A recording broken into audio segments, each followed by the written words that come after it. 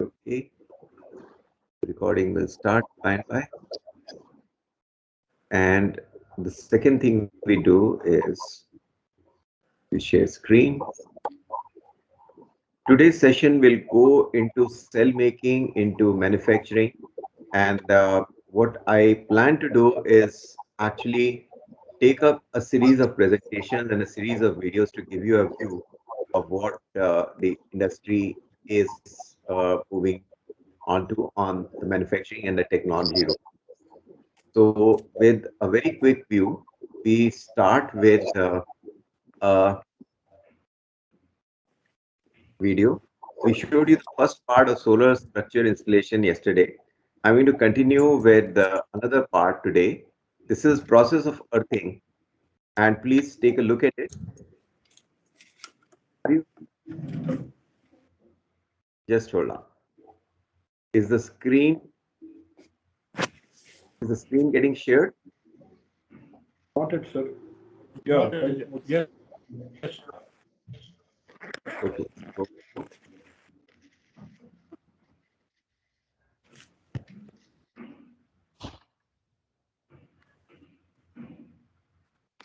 No, just hold on. I have clicked on the wrong one now.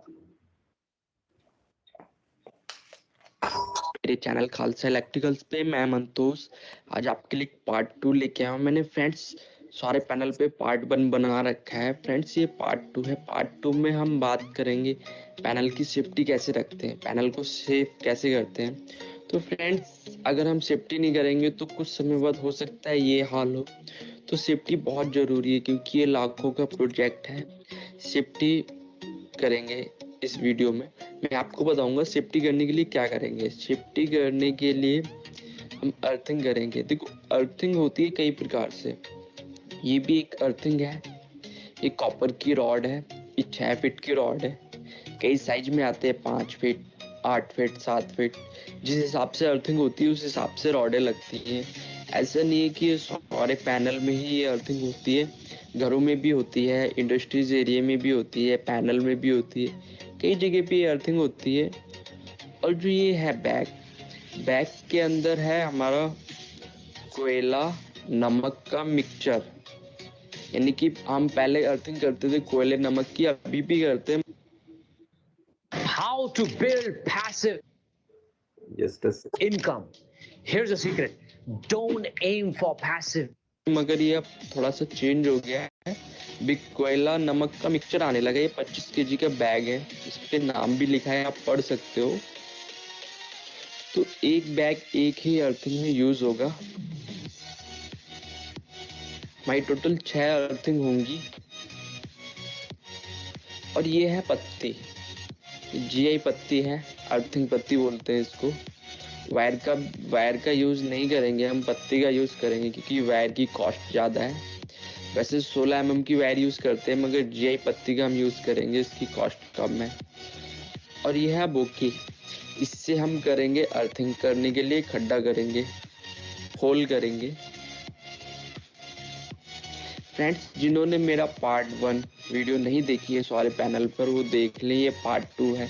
और भी video uploaded है मेरे channel पर, एसी की भी है, तो आप ध्यान से देखो इस वीडियो को। अब हम कर रहे हैं अर्थिंग। अर्थिंग करने से पहले हम करेंगे खड्डा। तो खड्डा कर लिया है थोड़ा सा कि हमारी बोकी चलाने में हमको प्रॉब्लम ना हो। 2 बंदे देखो बोकी से अब खड्डा कर रहे हैं, होल कर रहे हैं। यहाँ पे हमारी होगी अर्थिंग। और ये 6 फीट खड्डा होगा, 6 फीट। ये देखो अभी लगभग 2 फीट के आसपास खड्डा हो चुका है। ऐसे ही होती है अर्थिंग। अर्थिंग करने के लिए एक बर्मा भी आता है, मैंने एक अर्थिंग पे वीडियो ऑलरेडी पहले से डाल रखी है, वो केमिकल अर्थिंग थी। ये हमारी कॉपर की रॉड की अर्थिंग है, वो जीआई पाइप वाली अर्थिंग है। तो उसमें हम वर्मे का यूज करते हैं, इसमें हम बोकी का यूज कर रहे हैं।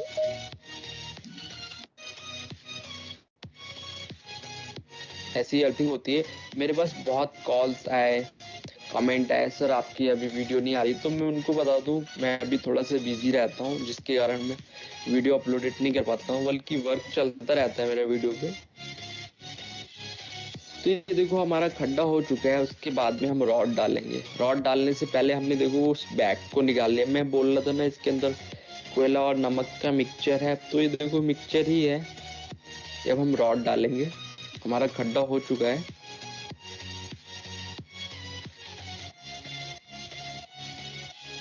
अब हम ये कोयला और नमक का मिक्सचर डालेंगे इसके अंदर जो हमने खड्डा किया है। उसके साथ साथ मिट्टी भी डालेंगे और इसमें पानी भी लगता है, पानी भी यूज होता है। अभी हम पानी भी इसमें डालेंगे, मिट्टी के साथ ही इसको डालना है। देखो आधा हमने डाल दिया, अब पानी हम डालेंगे। 10 लीटर के आसपास पानी पड़ेगा इसमें।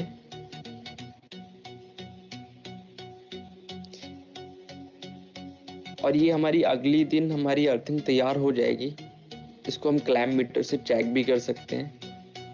और अर्थिंग को भी चेक करने के कई तरीके होते हैं। क्लैम्प मीटर से अर्थिंग चेक होती है। फ्रेंड्स एक वीडियो जरूर बनाऊंगा इस पर कि अर्थिंग कैसे चेक होती है। देखो हम अब पानी डाल दिया है हमने। अब मिट्टी से इसको पूरा भर रहे हैं, जितनी जगह थी उसको पूरा बराबर कर रहे हैं। ये हमारी अर्थिंग हो गई है तैयार। ये देखो कुछ ऐसा दिखेगा। ऐसे ही हमने और भी अर्थिंग कर रखी है। ये जो नई पहली बार वीडियो देख रहे हैं, तो आपको अगर वीडियो अच्छी लगी तो मेरे चैनल को सब्सक्राइब करें।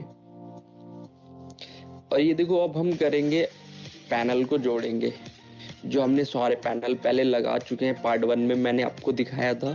तो हम पैनल टू पैनल जोड़ेंगे। कैसे जोड़ेंगे? पैनल के एक फ्रेम से लेके दूसरे फ्रेम तक हम जोड़ेंगे। देखो पत्ती में हमने सुराख किया है ड्रिल मशीन की हेल्प से, मदद से। अब हम उसको पत्ती को जोड़ेंगे आपस में।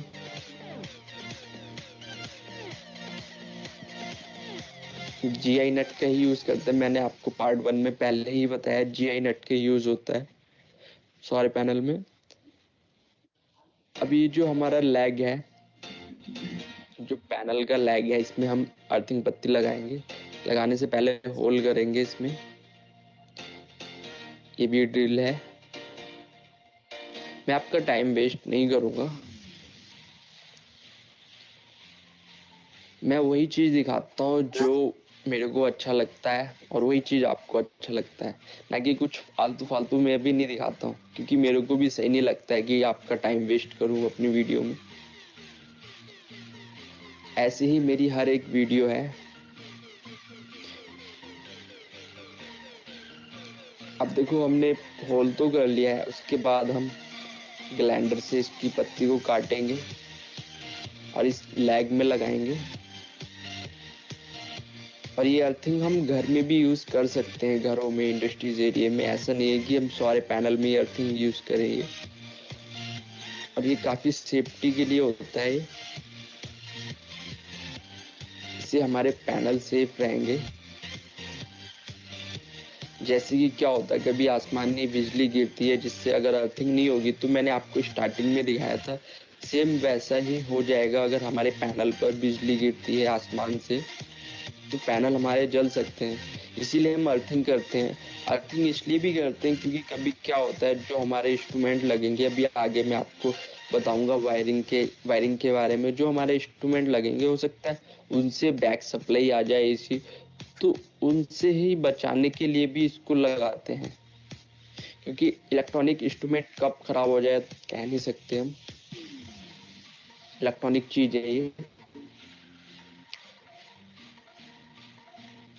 ये देखो अब हमने पैनल टू पैनल जोड़ दिया है। देखो एक पैनल के फ्रेम को दूसरे पैनल के फ्रेम के साथ हमने प्लस कर दिया है, जिससे कि हमारे सारे पैनल में अर्थिंग हो जाए। जितने भी हमारे पैनल लगे हैं, मैंने आपको पार्ट 1 में बताया टोटल कितने पैनल लगे हैं। और ये 1000 केबी का है, सॉरी 100 केबी का है, 100 किलो वाट का है। ये प्रोजेक्ट बहुत बड़ा प्रोजेक्ट है, लाखों का प्रोजेक्ट है फ्रेंड्स। वीडियो देखने के बाद कमेंट जरूर करना आपको वीडियो कैसी लगी। और पार्ट 3 बहुत जल्द आ रही है फ्रेंड्स। अभी देखो, अभी तो मैंने बताया फ्रेम को जोड़ते हैं। फ्रेम जोड़ने के बाद जो हमने पत्तियां लगाई, क्योंकि हमारा जो है वो सब छत के ऊपर लगा है, तो वहां से हम नीचे तक अर्थिंग पत्ती लेके आएंगे। देखो 3 पत्तियां लेके आ रहे हैं, अलग अलग अर्थिंग है, पैनल के हिसाब से ही अर्थिंग करते हैं। और पत्ती को रोकने के लिए एक क्लैंप आता है, इसको लगाएंगे ड्रिल करके। ये देखो ड्रिल कर रहे हैं, लटक के कैसे रिक्स लेके करते हैं काम हम लोग। रिक्स तो हर काम में है फ्रेंड्स, ऐसा कुछ नहीं है। ऐसी पत्ती लगानी, देखो आप देख रहे होगे, ये यहाँ से हमारी जो अर्थिंग हो रखी है उसमें प्लस होगी, जिससे कि यहाँ से कनेक्ट हो जाए हमारी अर्थिंग। ये देखो एक ये है, अभी और आपको दिखाऊंगा मैं। कुछ ऐसे लोग भी देख रहे हैं वीडियो को जिनको बहुत अच्छी लग रही हो, मेरे को कॉल्स भी कर रहे हैं, बट मेरे पास टाइम नहीं होता है उनकी कॉल्स अटेंड करने का। ये देखो अर्थिंग होने के बाद कुछ ऐसा लगेगा। फ्रेंड्स पार्ट 3 बहुत जल्द आ रहा है इसका। आपको वीडियो अच्छी लगी तो लाइक करना, नहीं भी लगी तो डिसलाइक करना फ्रेंड्स, कोई वो नहीं है, नो टेंशन। और जय हिंद, जय भारत, जय उत्तराखंड। नेक्स्ट पार्ट में मिलते हैं फ्रेंड्स, पार्ट 3 में।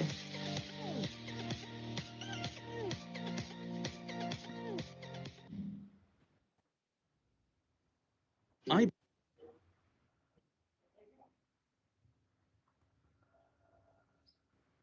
So, friends, you have watched this video. What do you think is right or wrong in this video?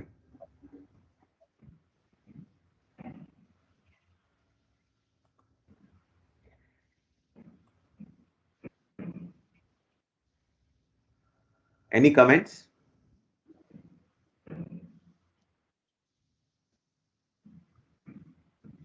Everything is looking right, but I think they could also have used copper strips instead of, I think, for good earthing purpose, maybe. Uh, Copper is a very costly metal. So typically what happens is you find in a lot of installations they use galvanized iron strip, and that is also good enough. Okay, finally a lot of things also relate to your design, but a galvanized iron strip, the Saudis showed nothing wrong with it. Okay, I think the workmanship could have been better. That is one observation. Uh, of course, when you cut GI sheets like this or GI strips like this, you have to do a top coat later on so that the place where you have cut, the corrosion doesn't start from there. That is again a requirement. And I think when he said that the mixture that he was pouring into the earthing pit, as I'll show in another video, the difference is going to be marked. You actually don't put the material the way it is shown. You actually mix it and then pour it into the earth pit so that you get a sort of an even flow around the rod. Also, you have to take care that this charcoal salt mix is not adequate. That is a very old earthing method. Now you get good earthing mixtures. Those earthing chemicals should be used to create the mix that you have got to put in the earthing pit. So these are the key observations. But to a great extent, the process is somewhat like what he has shown, not exactly. But since I've shown you the first part of the video, I'm showing you the second part of the video. We are actually seeing a site getting constructed, and we are therefore also learning what is right or wrong in it. It's almost as if we have actually done it. So that part is why it is relevant. As you go through tomorrow's site, you will possibly see some blocks getting made. As you do some of the structures, you'll get a feel of it enough that you can actually try and out at your own sites and build it up. Okay, so on to the theory part of the session today. And like I said, each video I show, I'll try and intersperse with a theory thing. So a spoonful of sugar should make the medicine go down. Okay, so this is theory. race to grid parity. We all know that the photovoltaic cells are now in a zone of inflection. The cost of solar PV is attractively positioned with respect to the conventional electricity costs. And this is happening across the globe. Over a period of time, if you take a look at it, the number of countries where the cost of electricity was high and the solar PV was more affordable, well, that base has been growing. Okay, and quite a lot of countries have reached grid parity, and these represent a substantial part of the world population. Okay, by this point of time, the global body IEA, International Energy Agency, records that the prediction was that we would do 250 gigawatt per year by 2020. Last year we generated 156. Additional, we generated 156 terawatt hours. And if you remember the calculations we showed yesterday, if we take 4 to 5 hours of uh, energy per day, this almost translates to 300 uh, plus kilowatt hours per day. Okay, so 300 gigawatt hour per year. So actually, the original forecast has been somewhat surpassed. And in fact, the world is saying by 2030 we should actually be growing at least 7 times or 8 times what we are today. Today, the world is supposed to have 820 terawatt hour production every year, and they want it to be going closer to about 7,000 terawatt hours. So dramatic aspirations. Off-grid was always delivering priority. You know, typical applications that were originally talked of in 2011, 2013 timeframe, remote village electrification, telecom towers, solar water pumps, all those are definitely there. And this is more attractive because the diesel has been growing in cost, and the cost of generation via fossil fuel in 2016 era was around 20 rupee plus at diesel rate of 41 rupee per liter. But in the last 5 years, the diesels touched 100 before it has come down to 90 with a special intervention. And this means that the cost per unit of a fossil fuel based generation is actually close to 50 rupees per unit. So clearly, off-grid is already, no longer an issue. Crystalline silicon is leading the race to grid parity. There are different technologies we talked of, thin film, crystalline silicon, and crystalline silicon.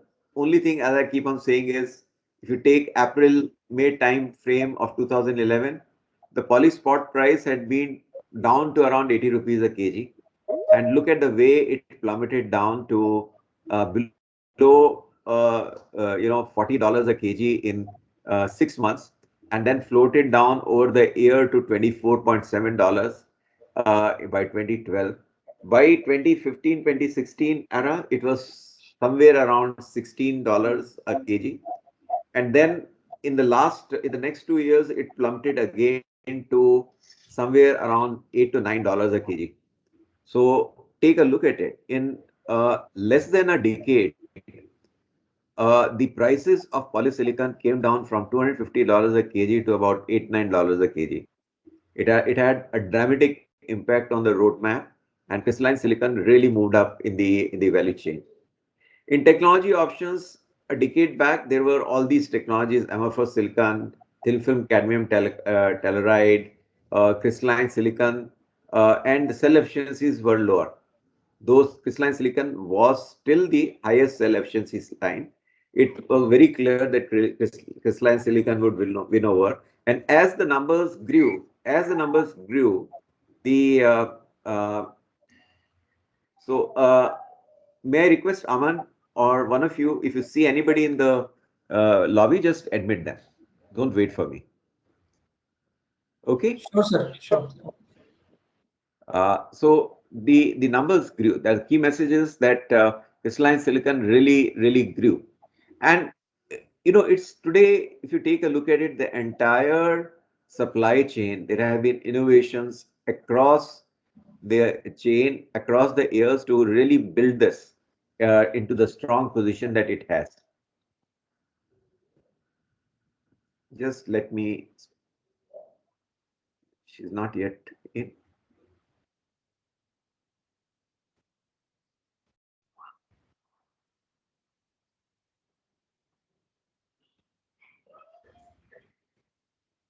So are you seeing one screen and me on the screen, the slide and me on the screen? Yes, sir. Yes, sir. Great. So I'll just continue with that. So the value chain innovations are were across the supply chain, which was you worked with polysilicon creation, and then from polysilicon crystal, you actually created the ingot, the silicon crystalline silicon ingot, which you Your wafered. presentation is not being seen. Presentation is not seen. Not seen. We can only see you.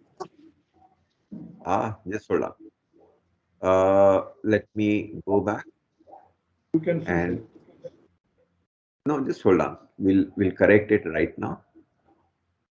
Presenter mode and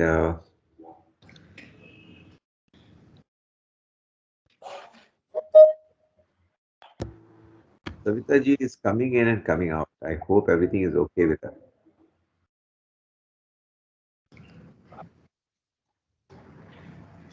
Are you seeing me and the Yes, now we slide? can see the Yes, we can sir. see the It is projection. visible, sir. Slide as well as me? Yes, Not sir. not you. Yes, sir. Let's take it Yes. like this. Yes, yes. So we'll take it We can, like this. So the key can message see. here is there were Yes, innovations yes. across the supply chain, from polysilicon to the ingot creation to the wafer creation, then cell making, the module making, and systems. And how were they? For example, the polysilicon is made in by a process where you use something called Siemens reactor. In a Shikorsky Siemens reactor, it is called, and it generates a polysilicon which is pure to the value of 99.999999 to 11 nines. Okay, so it's called the 11 nines poly. Okay, and then there was a point of time they looked at another process called a fluidized bed reactor, which would perhaps give a significant saving in energy and lower the cost of crystalline silicon. And in fact, that has been one of the predictions that when you actually had crystalline silicon selling at $8 a kg or $10 a kg, that was because fluidized bed reactor based crystalline silicon was increasing its share in the overall global markets, and the polysilicon manufacturers could look at dropping the price of polysilicon as the competitive pressures increased. The other option that the industry experimented with a few years back was the 7 nines purity of polysilicon. And they thought that if we trade off a little on the process and work with a crystal which is lesser pure, we would have a lower capital investment, lower cost of the silicon, and we will be able to save, uh, you know, we'll be able to get reasonable efficiency and savings. But really, as the history shows, the cost of the polysilicon itself dropped so rapidly that the market just swept on towards crystalline silicon, and that is visible reality as of now. The second innovation which has evolved in this is of the ingot. So in poly, let me tell you, polysilicon, then monosilicon has come up to fore. Then they are looking at different grades of monosilicon crystal. And if you have a monosilicon or the purest form of silicon, then of course you will get better generation. And that is why the generation efficiency of a silicon mono crystalline silicon cell is close to about 22 to 24% as compared to the cells that we encountered a decade and a half back, okay, or even a decade back. So if you take a look at ingots, well, once you have got the crystalline silicon, you actually create the actual crystal of that, and that is done by putting a seed crystal into a vat where the silicon is melted, and that entire thing is drawn out slowly from that vat. And as it is drawn out, the silicon crystallizes around that seed, and a full cylinder is drawn out from that vat of a silicon ingot. And that silicon ingot, again, a lot of process variations were looked at, the rate at which it is going to come out, the way it could be a continuous process, the amount of sizing of such a crystal that could be taken out, different techniques for purification, different casting processes. So the industry kept on improving on that, and it improved the efficiency of the ingot that would come out of the process. And then there was wafering. Once you have got a cylinder of that silicon, you actually slice it. You slice it to create wafers. Okay, these are at the initial stage circular wafers. Then they are cut to give you the wafers you actually see. And you have the slicing process is done with a diamond wire. So DW, which is there in the third layer here, you see DW. This is actually a diamond wire which is used for cutting, slicing the wafer. But this is a physical slicing process, and it has its own limitations and efficiencies. There is a damage to some of the wafers that is produced, but that damage you again put it back into the vat and melt and again draw a crystal out. So it is only a process damage and yield damage that is there. The one thought in wafer production was that can we go to thinner and thinner wafers? But a physical limit is reached by the mechanical sawing process that we described. You can only go to what is called up to 200 nanometer thick wafers, thin wafers, and you can't go below that. So a process was looked at where you could go grow a very thin wafer on a pure wafer and slice it using a laser beam. So that would give you a very pure crystal that you would have grown. That would give you the highest efficiency, and that would be so thin. It would be only 50 nanometer thick. So it could actually be bent also. And this was the curveless wafer that I have talked of, which didn't take off in that era because the cost of producing a curveless wafer, the capital investment, other things didn't work out in the economies didn't work out as the prices of the main crystalline silicon was dropping. And yet today, as the prices go up, there is a potential that Reliance's dream of creating a cuffless wafer, they have invested in a company which is looking at it. It may bring this to market. Let us see what actually evolves on it. There are process limitations. To perfect this technology is not easy. And then, of course, it requires a lot of money to give it scale and bring such a concept to market. But Reliance is deep pockets. Let us see what it means for us and the industry as this goes on. Then there is the cell making. Cell making is when you've got a wafer crystal. Okay, that wafer is actually converted into a PN diode. That is the solar cell.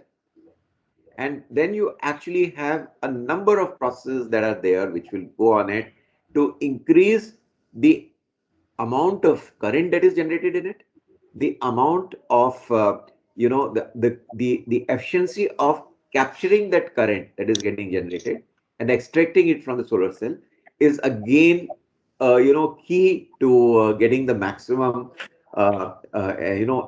conversion of solar energy falling on a cell.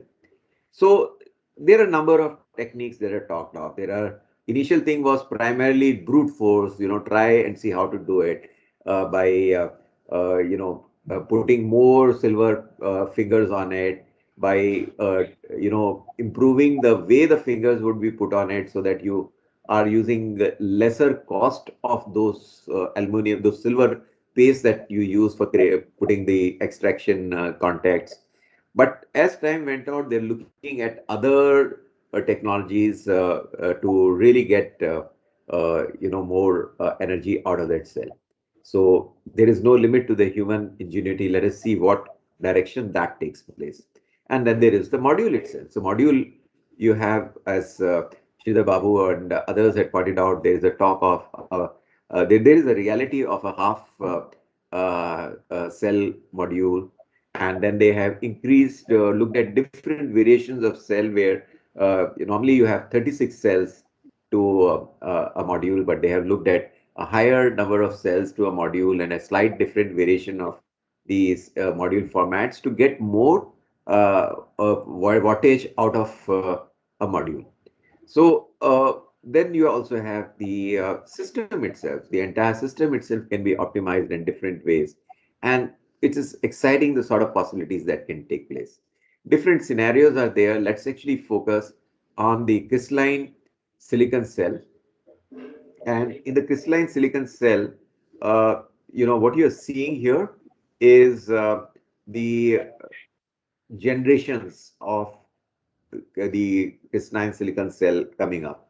Initially, you had a conventional cell, and then you had double print. So you improved the efficiency by putting your silver paste a little more efficiently on a thin finger. So you were optimizing the amount of silver you would use and still get a good current out of that finger. And that was the physical improvement till in generation one.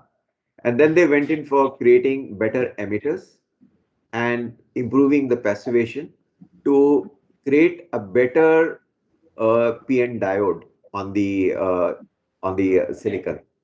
And then, of course, you have other options of growing this.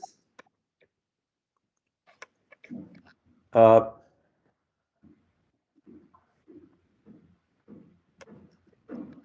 so here you can see they have talked of getting into the next generation would improve with getting your back contacts where you actually build channels into the back of the solar cell, and you're trying to improve you get interconnected back contacts, or you have a multi-wrap technology to improve the efficiency of the junction and the PN diode that is involved. And you use a combination of these to improve the overall cell efficiency. And then you have the curveless, where you totally eliminate the process of poly, ingot, and wafer, and you directly create this thin wafer of the highest crystalline purity, which can be used for creating the final silicon solar cell. So these are the uh, process technologies evolution that you could actually have to grow your evolution. We have seen it; it's not ended; it will continue. And I'm sure that India will see its evolution of its smart manufacturing. It went through a hard burn. It created there was a point of time we had about 40 module manufacturers in the country, and several, initial early bird visionaries who got into solar manufacturing, like India Solar, and so on and so forth. But they were all destroyed by the dumping of products that took place between 2011 to 2017. And it's only in 2016, 2017 when Adani came in and government started taking serious cognizance of the Indian players that to some extent a manufacturing program has started shaping up. And hopefully over the next few years, something more serious will evolve. So this is a quick view of this. Hopefully something will evolve in this. And a very quick view of the technologies and the direction that is there. Any questions on this?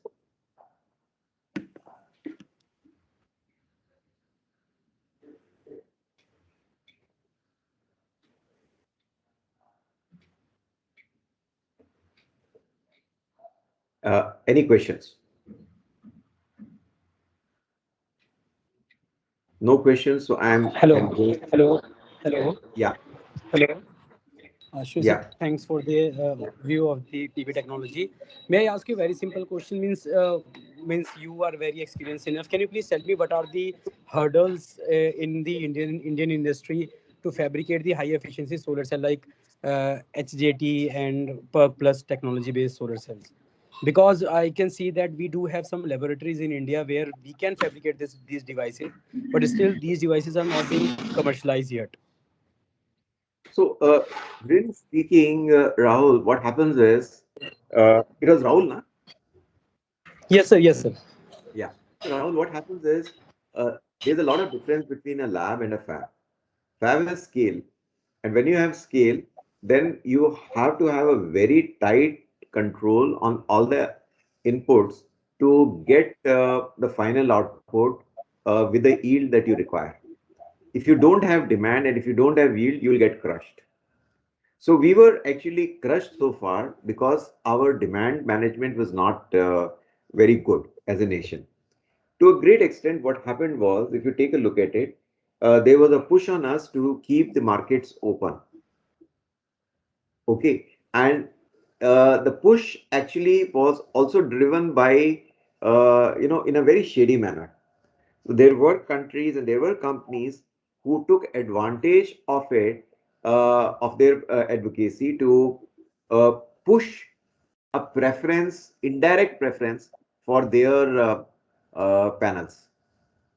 There was a point of time, First Solar actually got a big leap ahead because they were getting a backing, an indirect subsidy from the US government in their funding financing program. Okay, there was another point of time they were able to successfully get an advantage, a policy advantage in the batch two of the phase one, batch two of the MNRE call for projects. They actually had a distinct advantage over the crystalline silicon. So in that batch, they actually captured 85% share of the overall demand. Okay, of course, it got corrected in subsequent batches, but just take a look at what all we have gone through.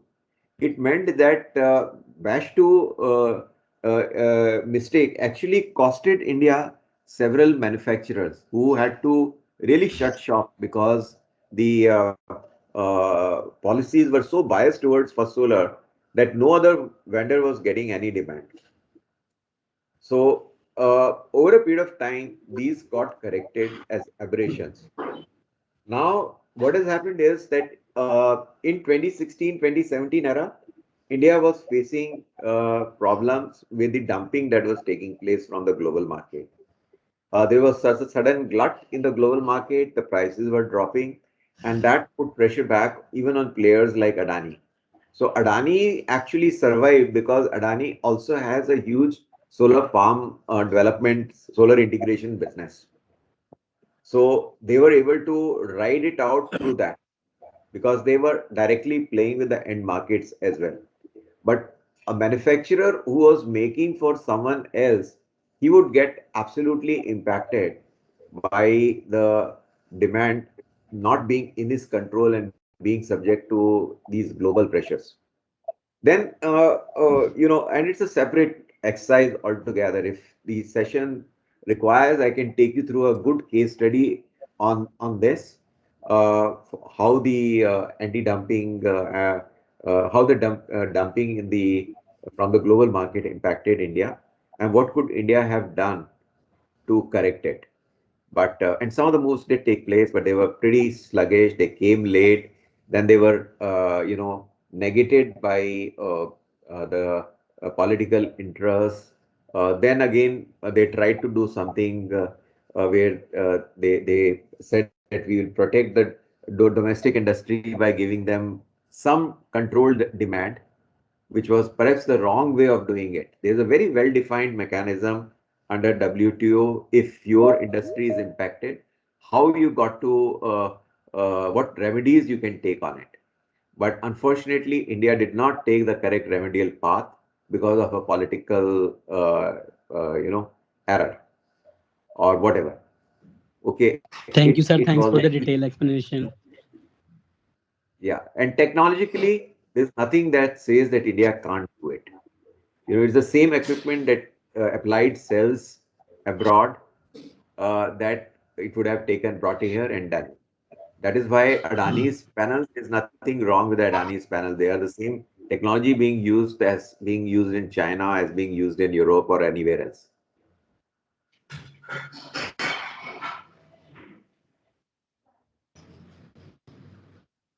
So anyway, it's primarily the way we have managed our economic borders. That's been the constraint on our industry.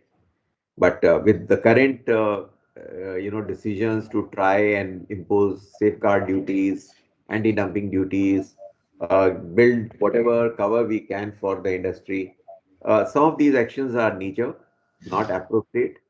Uh, uh, perhaps manufacturing will rise. There are already indications that manufacturing is increasing. Let us see how it shapes out. So, shall I go back onto the presentation? Yes, sir. Yes, sir. Thanks. Okay. So let me take another presentation at this point of time. I am going to just cover the cell a little more in depth, and then we will actually move over to a totally different uh, presentation. Sorry.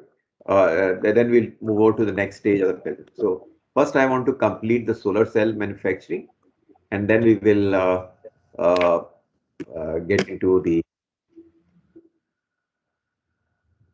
So you have done a lot of it. So I'm going to skip a lot of it very, very fast. Okay. You're aware of solar cell. It will get about 1,000 watt per meter square in a standard test condition, 25 degrees centigrade at sea level and at specified wind speeds.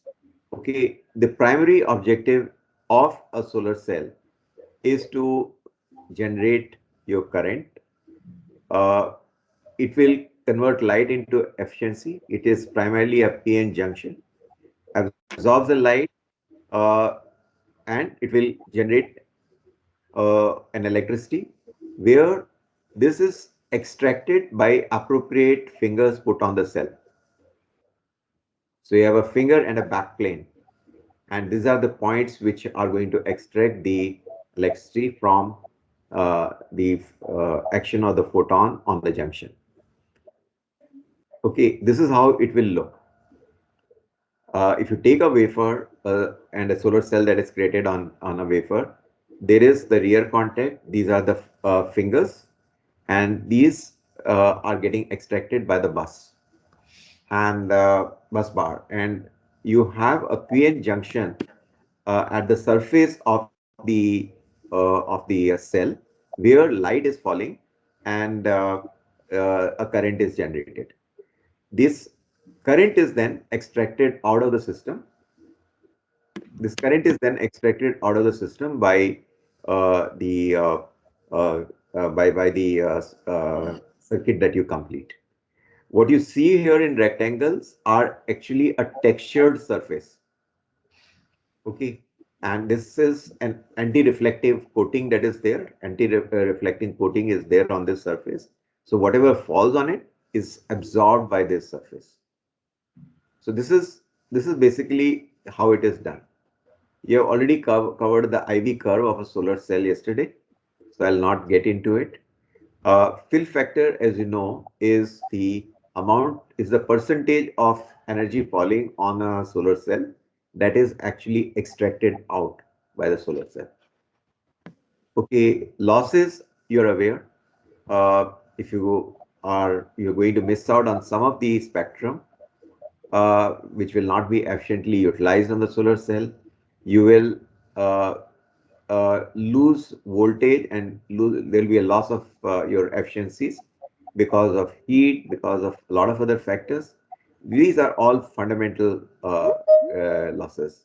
And then there are losses which perhaps could be controlled, which are due to reflection, due to insufficient absorption, metal coverage, and recombination of electrons that are there on the cell. So this is how you actually look at some of the losses. Sir, I And have one general question. yeah, So my question is like, nowadays people are doing some research on completely getting rid of the silver that is used in solar cells, such that the cost can be lowered. So what is your opinion on that? Like, are we going to have such technologies in the future? yes, we are. You see, you can't use copper because copper will actually melt into the silicon. It can't retain that tight space if or where it is placed. It will diffuse into the silicon. So it has to be a material like silver, which has to be put on it. An aluminum silver combination has been looked at, but there are, I'm sure, other material combinations which can be there, which can actually uh, give you an acceptable efficiency and recovery of electrons from the cell. Thank you, sir. Okay, so these are some of the factors which will shape the cell design for a high ISC. Okay, the area of the solar cell, the amount of light which falls on it. Sometimes concentrators are used for increasing the amount of energy that can be there on a solar cell. The spectrum of the light. Sometimes you have, now they are thinking of creating multi-junction cells where different parts of the spectrum are harvested at different junctions, designed for handling those spectrums, those light frequencies. And then collection probability, which is primarily how your surface persuasion and collecting fingers will operate. So we will skip some of this and actually go straight to the final process. So texturing is an important thing to remember. It's a key part of the process. When you get the wafer from the wafer manufacturer, that is actually having a lot of saw damage. The diamond saw which is used to cut it, it still leaves a lot of crystals on it in a way that have to be cleared. And this is cleared using a chemical etching process. When if you go to the cell manufacturing process of Central Electronics or some of the other earlier cell module manufacturers, how would they do it? They would get the cells from a wafer manufacturer. They would get the wafers from a manufacturer abroad, and then they would actually dip it into into an acid bath or an alkaline bath, and that would etch away the the roughness. And typically, it would etch away in a pyramid formation. The left side shows a pyramid facing up. The right side shows an etching where the pyramids are going into the cell top. So the texture is roughened. That is one of the things that happens. This toughened texture also creates an anti-reflective coating on it. So the typical process is that you get a wafer from a manufacturer, you cut it, okay, you dip it into acidic or alkalic bath and do a texturing around the crystal lines and lattice lines and create these roughened structures. And now this particular cell wafer is taken into a furnace where it is in a phosphorus intense environment, and the phosphor diffuses into the cell, into the wafer, and it will diffuse actually all across the wafer. So it will be there on the edge, at the back, and it will be there on the top. So then the next stage that happens is they remove the junction which is there on the edge.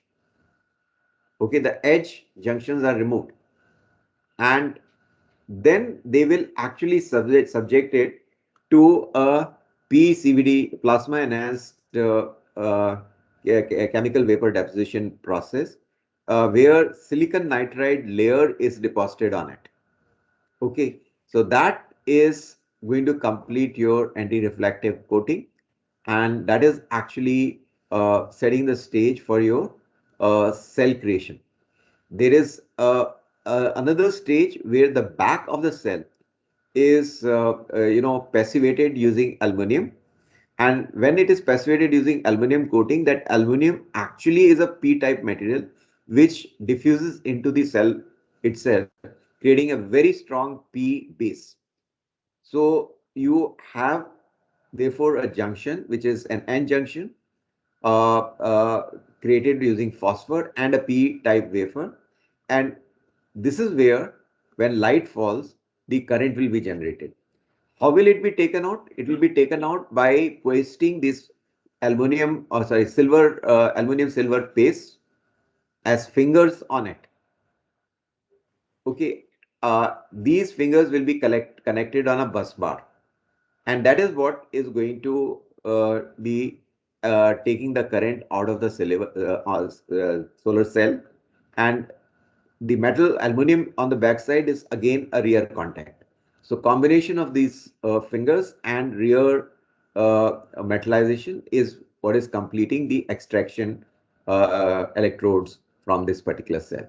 So that's it. That's it in terms of the uh, process for making a basic cell.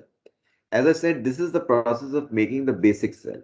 But as you saw in the earlier presentation, that process is further enhanced with all the other steps we talked of to create a double print for the fingers, to create your selective emitters, which means you are creating very specific holes in the back passivated layer and creating conditions where you improve the uh, electron generation, then creating heterojunctions. You have so many other technologies which have come in. That's again detailing. We'll not get into it. For the time being, the basics are very simple. You have the polycrystalline cells, monocrystalline cells. The efficiencies of monocrystalline are at a significantly higher level, and you are able to create modules which are layers of cells in series to generate the required voltage for from a panel. You have panels. The modules or the panels can be giving you energy farming capability, which was originally a decade back about 180 watts per panel. Today, you have panels in reality which are crossing 500 watts to a panel. So time has really pushed the farming capability out of a solar module. With the improvement in farming capability has come the capability to actually improve the ROI. Reduction in costs have driven this technology mainstream. I don't know how you see it across your environment, but in Faridabad, where I stay in my sector, in just in my pocket, we have many houses now who have installed a rooftop solar.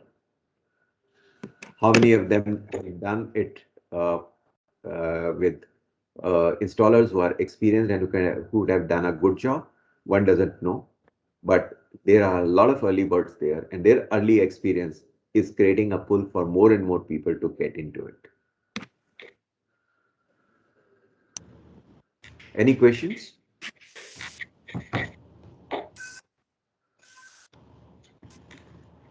Yes, sir. Actually, I have. Yeah, go ahead.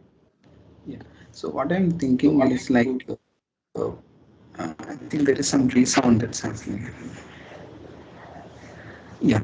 So the question is like, can we have on the edges highly doped N-type silica or P-type silica, and then only on the edges can we use silver to instead of these fingers or the bus bars? Is it possible? I mean, theoretically. No, you can't. First of all, if you have it on the edge, you are shorting your PN diode. That is one thing. And they went through a lot of iterations on this. What is the distance between those fingers that you have? One of the reasons why they said they would make it thinner but more vertical was primarily because then they would reduce the fingerprint footprint on the finger footprint on the cell and would give more area for cell light collection. So all those things have been done to see what can be optimized out of a cell. But you can't actually create a connect only at the edge or only a part of the cell, because then the recombination would take place and the number of electrons that you'd be able to get out of that cell would be reduced dramatically. Thank you. So at any rate, let me give you a break and take a break from speaking by taking through another video. This time, I'm going to take you through the earthing process.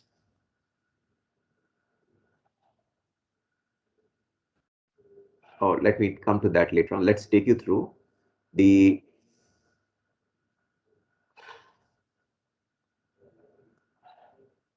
uh, solar module making process.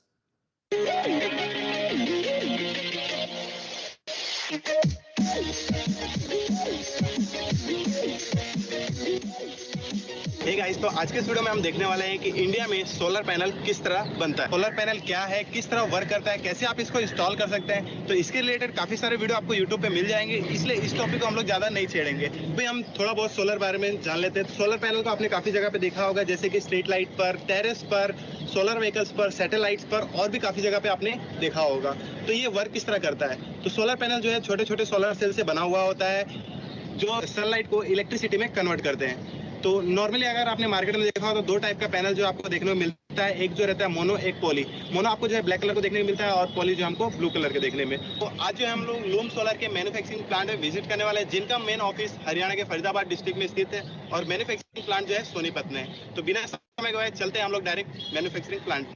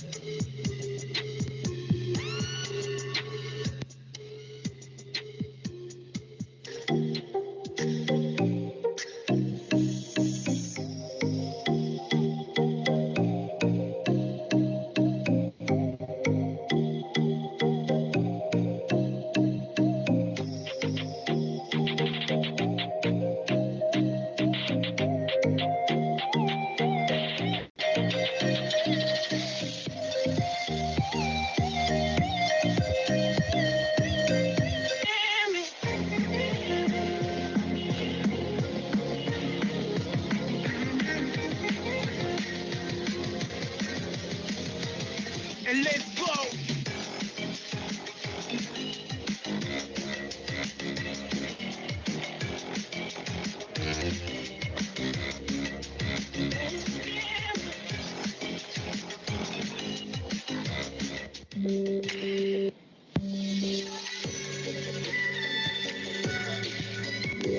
ये हमारी laser cutting machine है।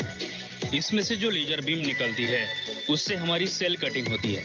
ये mostly हम छोटे model में use करते हैं और डिपेंड करता है जो मॉडल का वोल्टेज है उसके अकॉर्डिंग सेल साइज कटिंग होती है।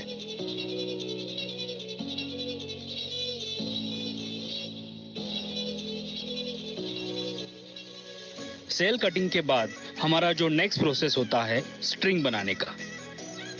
ये हमारी फुल्ली ऑटोमेटिक स्ट्रिंगर मशीन है। इसमें हम 39 mm के ऊपर का कट सेल और फुल सेल भी यूज कर सकते हैं। जैसे कि आप लोग देख रहे हो कि हम 40 वैट का कट सेल यूज कर रहे हैं, जो अभी शोल्ड होकर प्लस माइनस सीरीज में जोड़ेगा। ये जो ऊपर का ब्लू कलर का पार्ट होता है वो हमारा नेगेटिव पार्ट कहलाता है। और बॉटम का व्हाइट कलर का पार्ट पॉजिटिव पार्ट होता है। अब यहाँ से स्ट्रिंग बनने के बाद आगे पास कर देगा। यहाँ से आगे पास होने के बाद ये ऑटोमेटिक इसको उठाकर आगे ग्लास के ऊपर रख देगा।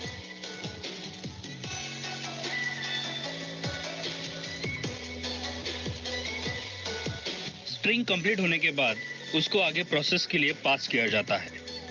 यहाँ पर इसका विजुअल इंस्पेक्शन होता है। अगर स्ट्रिंग में कोई भी फॉल्ट है तो उसको अलग किया जाता है, उसकी टेपिंग की जाती है ताकि ये मैट्रिक अलाइनमेंट्स ना दे। फिर कनेक्शंस की शोल्डरिंग की जाती है। उसके बाद जो भी एक्स्ट्रा मटेरियल होता है उसकी कटिंग की जाती है।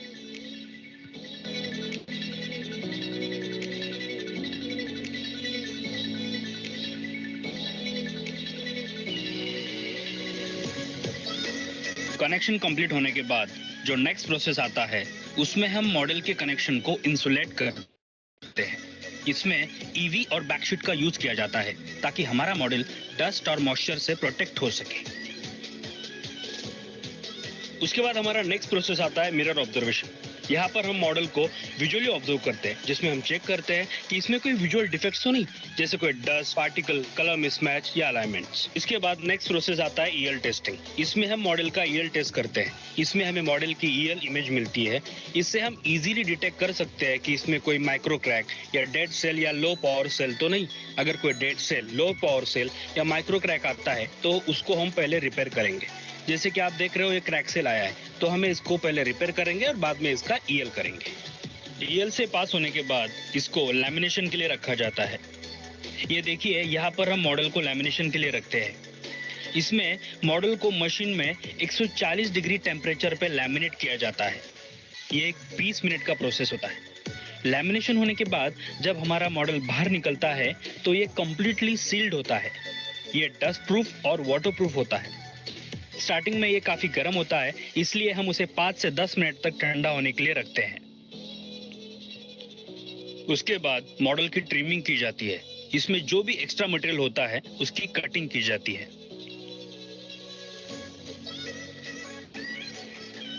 यह है हमारी फ्रेम कटिंग सेक्शन एरिया। यहाँ हमने डिफरेंट साइज के फ्रेम रखे हैं। यह है हमारी फ्रेम कटिंग मशीन। इससे हम डिफरेंट साइज के फ्रेम कटिंग करते हैं अकॉर्डिंग टू फ्रेम साइज। और यह है हमारी फ्रेम पंचिंग मशीन। इससे हम हर मॉडल के mounting holes and grounding holes punch करते हैं। यह है हमारी दूसरी फ्रेम कटिंग मशीन, जिससे हम छोटे मॉडल के फ्रेम कटिंग करते हैं।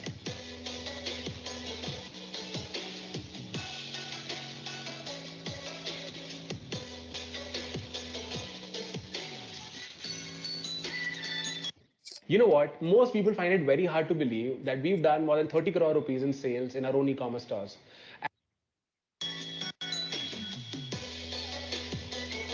फ्रेम कटिंग होने के बाद फ्रेम में सीलेंट भरा जाता है। सीलेंट का मेन फंक्शन होता है ये मॉड्यूल को एयर, डस्ट, मॉइस्चर से प्रोटेक्ट करके रखता है। साथ ही साथ मॉड्यूल को अटैच भी रखता है। सीलेंट को मॉड्यूल से अटैच किया जाता है।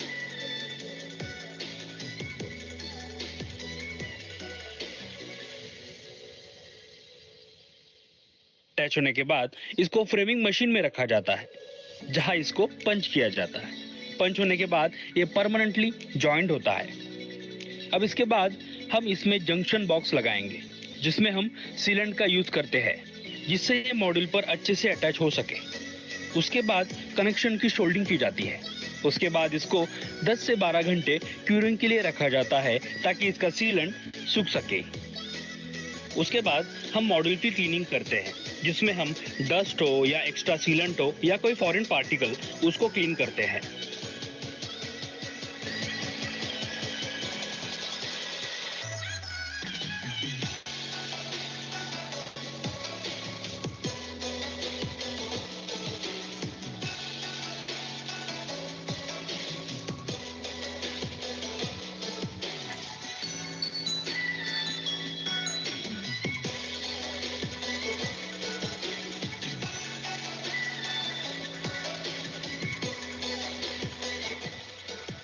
ये हमारा टेस्टिंग रूम है। इसमें हम हर मॉड्यूल को टेस्टिंग करते हैं। यहाँ पर आउटपुट टर्मिनल को मशीन से कनेक्ट किया जाता है, जिससे हमें हर मॉड्यूल का आउटपुट डेटा, आउटपुट करंट और आउटपुट वोल्टेज मिलता है।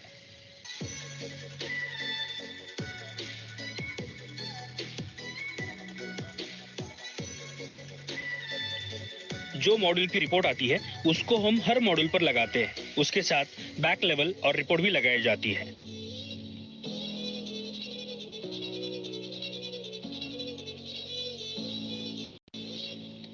ये है हमारी क्यूसी लैब। इसमें हम डाइलेक्ट्रिक और इंसुलेशन रजिस्टर टेस्ट करते हैं। इसमें हम 300 वोल्ट डीसी करंट सप्लाई देते हैं पूरे 1 मिनट के लिए। अगर मॉडल पास हो गया तो मशीन शो करता है जैसा कि आप देख रहे हो। ये हमारा जेल कंटेंट टेस्टर है। इसमें हम ईवी का जेल कंटेंट टेस्ट करते हैं। कोई भी ईवी आता है तो प्रोडक्शन से पहले जेल कंटेंट टेस्ट किया जाता है। सभी टेस्ट पास होने के बाद मॉड्यूल को पीयूसी करके पैक किया जाता है।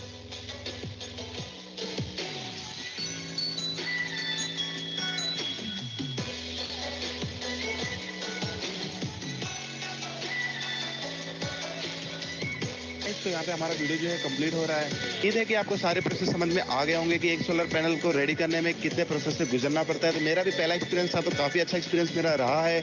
लूम सोलर कंपनी को मैं थैंक्स बोलना चाहूँ कि उन्होंने हमें यहाँ पे बुलाया। सोलर पैनल के बारे में आपका कुछ सुझाव हो तो आप मुझे वीडियो के नीचे कमेंट कर सकते हैं। आने वाले नेक्स्ट वीडियो में आपको किस टॉपिक की वीडियो चाहिए वो भी मुझे आप कमेंट करके बता सकते हैं। तो उम्मीद है आज का वीडियो आपको अच्छा लगा और अच्छा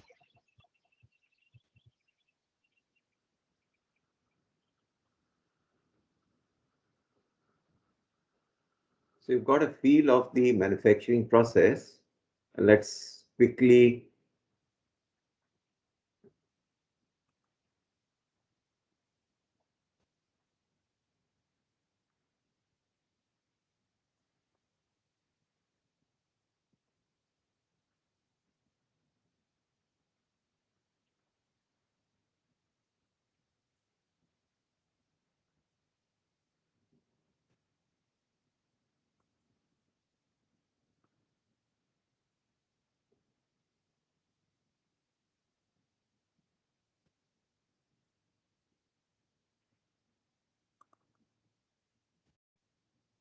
So let me actually show you two of the most relevant slides on this. And that is, if you take a look at the structure of the PV module, as you saw from the video, what you had was a glass cover. Just give me a second.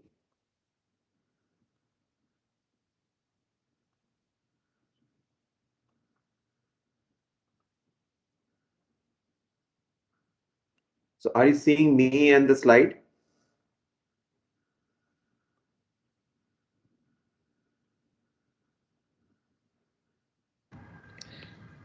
Yes, sir. But, Sir, you are visible, and yes, sir, the slides are also visible. Great. So what I'm trying to share here is very simple. Uh, the process is you have a glass cover on which the encapsulated solar cell are laid. The encapsulation is done with an EVA film. It is a film which has a good optical transmission and very low water absorption rate. So it protects the cell, and it is actually put on the glass as an array. The process, as you saw, is not at all tough. You're simply laying it on the base substrate, and you are stringing it. So you're connecting the conducting string across the cell, drawing the current from each of the bus bars, and that is what is completing the flow of all these cells in a series. The lowest layer is of Tedlar. It's a white color, back reflection of light takes place on it, and that is the uh, manufacturing process for the solar. You sort the cell. You don't release all cells for every module. Huh? Typically, you sort them in different efficiency levels, and then you make sure that cells with similar efficiency levels are soldered and tabbed and stringed, and that is the technology, that is a terminology for this particular part of the process. Once these are strung, they are laminated, and it is what you see for your laminating of your certificates and cards. It's the same process.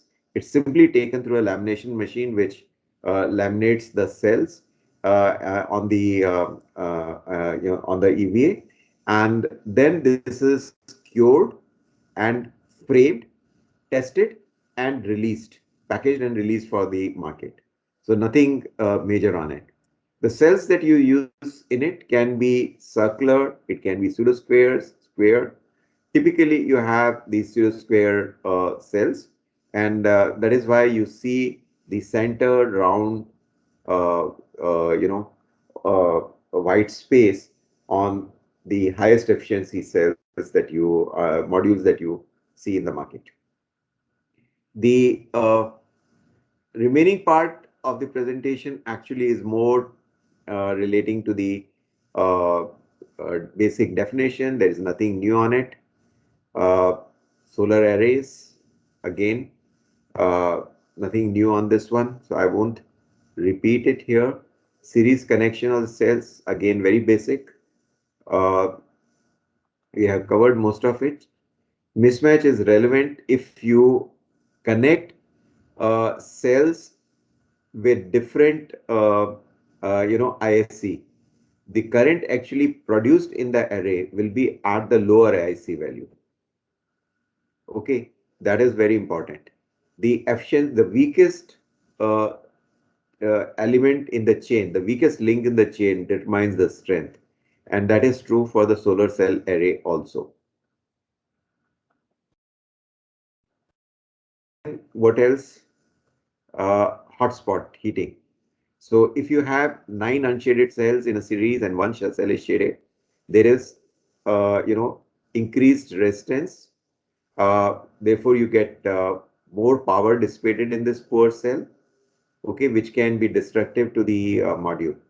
So you normally provide for a bypass diode across your solar cell circuitry, which is actually going to prevent the, which will take the excess current. It will act as a bypass. Uh, I think all the rest we have covered.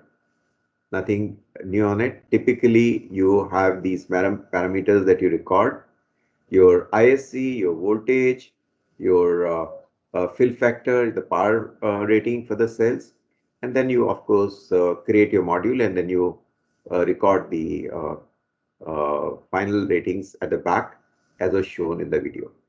So this is a quick view of the module manufacturing basics, and you can see all of these on the modules that you'll be handling or you would have handled. You would see those ratings pasted at the back, so that any field engineer can operate, can read and understand the characteristics of the module that he is working with. This becomes relevant because over a period of time, some modules may get damaged, they have to be retired, then appropriate reconfiguration has to be done in the field level, and knowing the specification makes all the difference. Okay, let me now again go back to the earlier pattern and give you a break with a different video, this time on rooftop safety.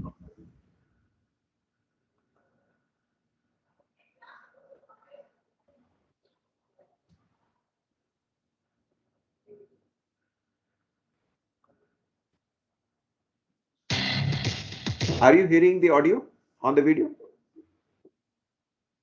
Yes, sir. Great. Yes, we are Yes, sir, getting it. it's audible.